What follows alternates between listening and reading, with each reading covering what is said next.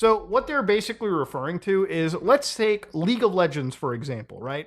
Now, League of Legends is a multiplayer game that is run by Riot. But in order to play League of Legends, you got to make an account at Riot. You got to connect through Riot Games. You got to run their launcher. And all of the actual processing is handled on their servers. All of the games you run, even if they're with bots, are run on their servers.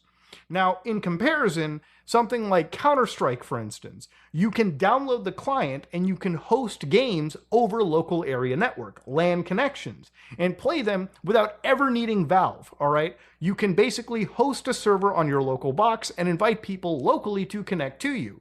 There are games with dedicated server, binaries where you can launch them and basically run servers and then have people around the world connecting to you directly. There are a lot of Minecraft servers, for instance, that are run. I have a Minecraft server that I run in my server in the basement.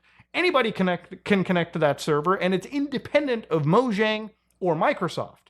So that's what they're referring to. Now, obviously, I would prefer every game to have dedicated server options and LAN functionality, but depending on how that game is programmed or how it's designed, maybe it's not as much of a possibility. And obviously, you can't be expecting this for games that are MMOs, where a lot of that information can be proprietary, right? Like, you don't expect Blizzard or you don't expect, Square Enix to be handing out these server packages for Final Fantasy 15 or 14 online, or, Blizzard when it comes to World of Warcraft.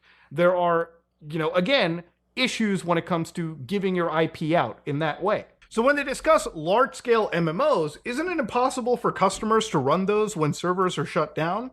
Not at all. Limitations can apply. Several MMORPGs that have been shut down have seen server emulators emerge that are capable of hosting thousands of other players just on a single user system.